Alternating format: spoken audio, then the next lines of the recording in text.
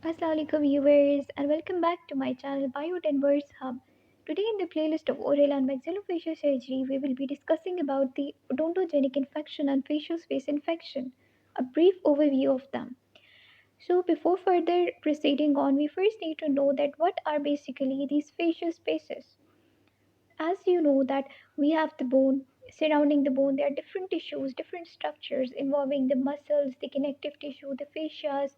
So between these tissue planes, we have some potential gaps that are present, and these potential gaps or spaces that are present between the muscle or its connective tissue, fascia or bone, these gaps and spaces are known as your facial spaces.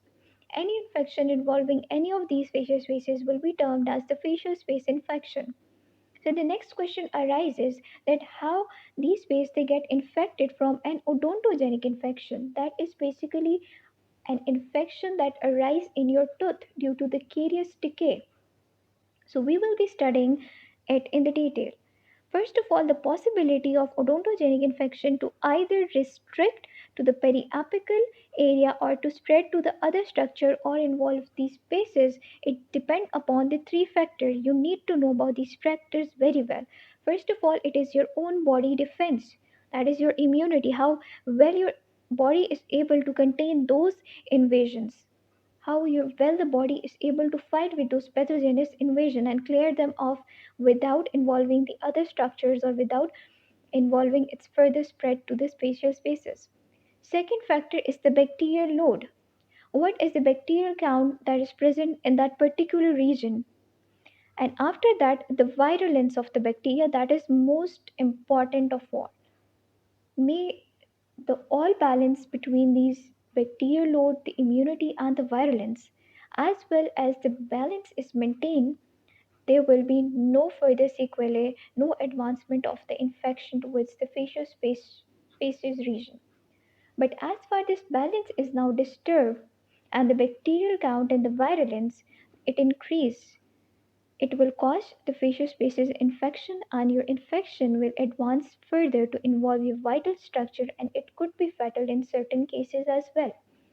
So this was about the pathway.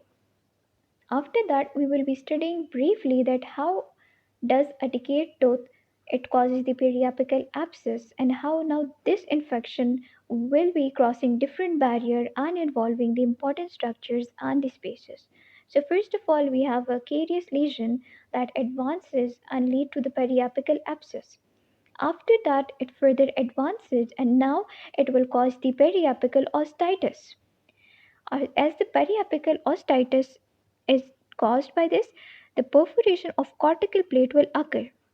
Now, depending on the distance of this infected root apex from the cortical plate, that could be either your buccal cortical plate or palatal cortical plate, it will be perforated.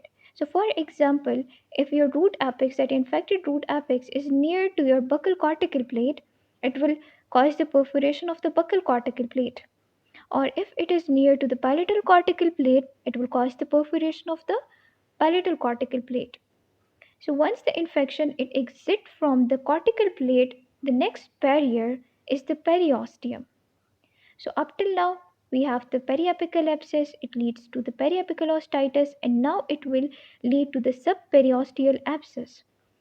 Infection it usually get localized on this underside of the periosteum and forming an abscess.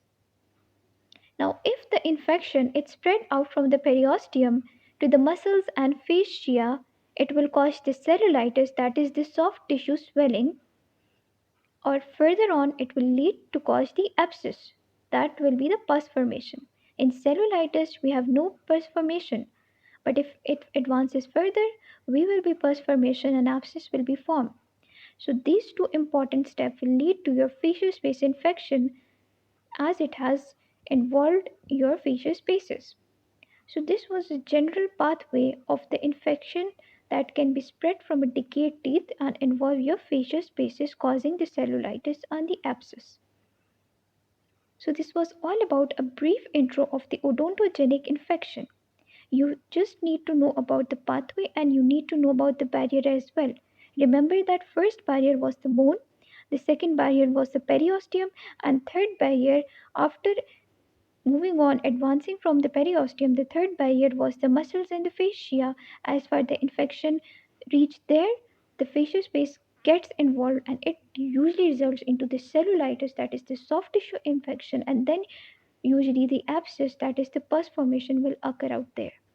I hope this video will be helpful for you all. Don't forget to subscribe to our channel for more videos and updates. Thank you.